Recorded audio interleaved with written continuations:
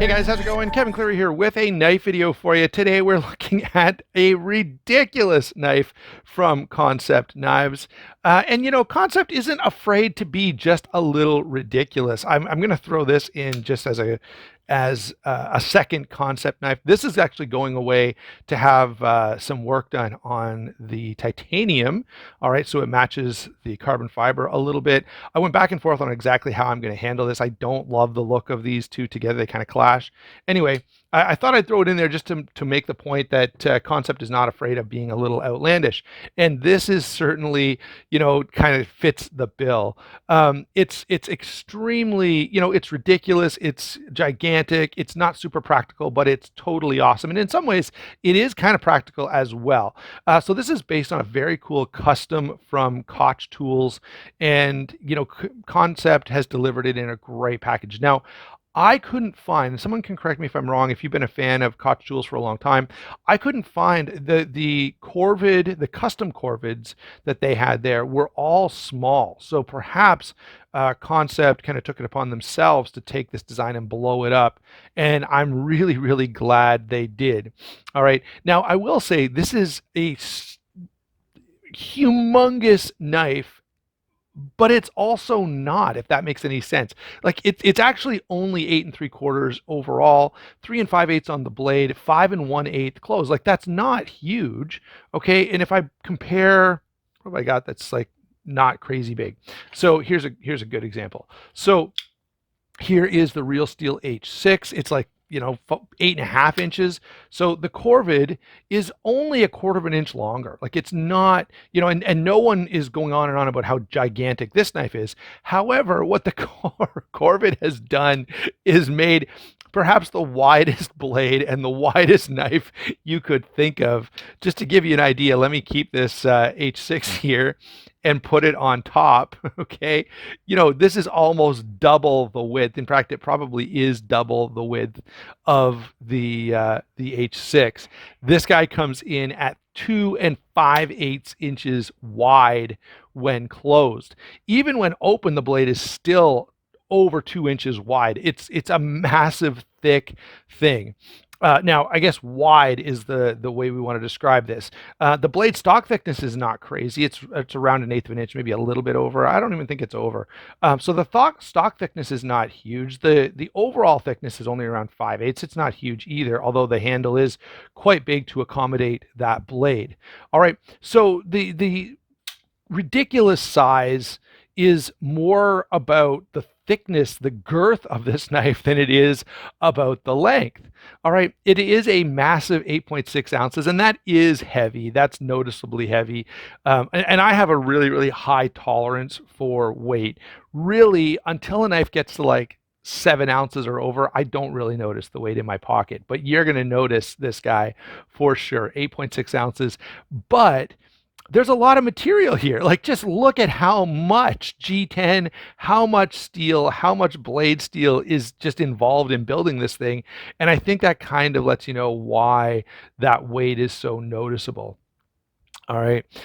So that's size and weight. Definitely not a knife for the faint of heart. And probably that's going to put a lot of people off. And frankly, this whole design is going to put a lot of people off. Not the least of which is this giant slab of 154 cm steel, which, by the way, I love.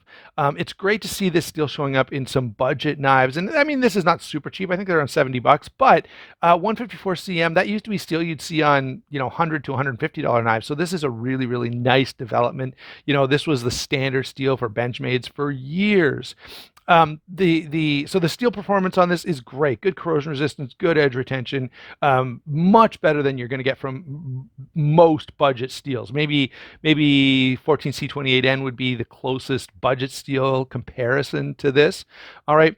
The blade itself, the other thing I have to say while we're talking about this, in addition to loving the steel, loving the finish, loving the overall design, is the grind on this is so tall and so long that this almost performs, in fact, it does perform like a kitchen knife. It's just this super slim, flat grind, even though it's not thin blade stock. It's not overly thick. As I said, it's about 1/8 of an inch, but this super tall grind means that it's actually really, really slicey. So, while I kind of have joked about this being the least practical thing I could think of, it's not actually totally fair to say that, because in terms of cutting, if you got a bunch of stuff to cut up, it cuts really well because it's so slim, and it cuts for a long time because the blade is really, I mean, the blade steel is a pretty darn good choice. All right. So all of those things I love about this blade. I love the fuller. I love the overall shape. I love the choil. I love, yeah, I'm a huge, huge fan of this blade, even though, I would grant that, yeah, if you just cut this whole thing off and made it like, just this, would it perform just as well? Of course it would, but it wouldn't be nearly as awesome. All right. Let's move on from the blade. I've ranted about that enough to the action. Very, very enjoyable. So this is on bearings. The flipper works pretty well. The thumb stud works pretty well, although it took me a little bit of getting used to. The only thing, yeah, and you can see I still do that every once in a while. The only thing that I don't love is the Spidey flick is only occasionally. There we go. I seem to be doing a pretty good job of it here today, but usually when I'm not on camera, it doesn't work that well. Just because this choil isn't quite deep enough to catch my finger and kind of hold it really well. I do love the fuller there. I called it a choil. I do love the fuller. I love it as a design element. It's also good if you want to like do a slow roll of this blade. You can use the fuller to do that, which I definitely enjoy.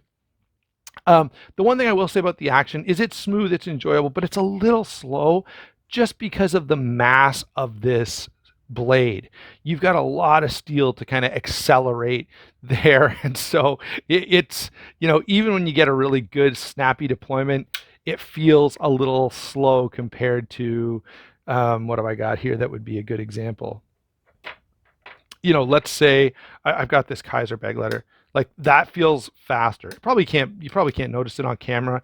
It just feels different than this giant mass of steel, which it really is, a big hunk of 154 cm, which by the way, again, really, really awesome. The lock bar is very accessible, so that's always nice to see. The lockup is solid, no blade play in any direction, so really, really happy with that. That's about all there is to say about the action. Let's move on to the handle, and the handle again is great. I find myself wanting to choke up a lot on this knife. This is fine. The jimping is pretty rough. It doesn't catch you much. It just gives you like a rough surface to let you know your hand is there. It feels good in hand, but it's a little thick back here, and so this is actually it's fairly comfortable, but I could actually, I would say if we just took like 1/8 of an inch off this handle, and especially this big hook, if we just flattened it out a little bit, this would be a little more comfortable in hand. The giant deep carry clip is actually not quite comfortable. You don't really notice it other than when you look at it, because it's a huge spoon on the side of your knife. This, I do think, like, I get that you've got this big dramatic design, and so they included this big clip. I feel like this is a little over the top. Like, this would have been preferable to me. Again, they didn't ask me either Kansept or Koch Tools. Neither one of them asked me what they should do with the clip, so I'm just kind of throwing it out there. All right.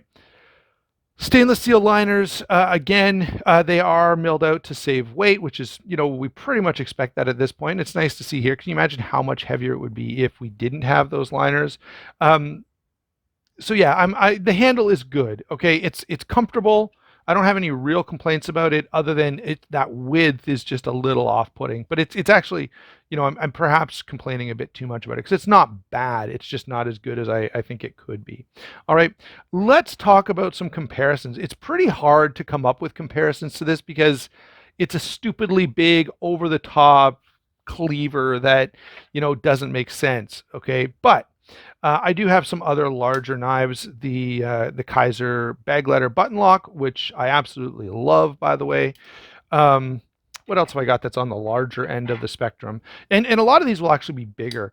The Benchmade Crooked River, another favorite. It obviously it's easier to carry because it's not going to be as thick. Most of the stuff I'm going to show you won't be as thick.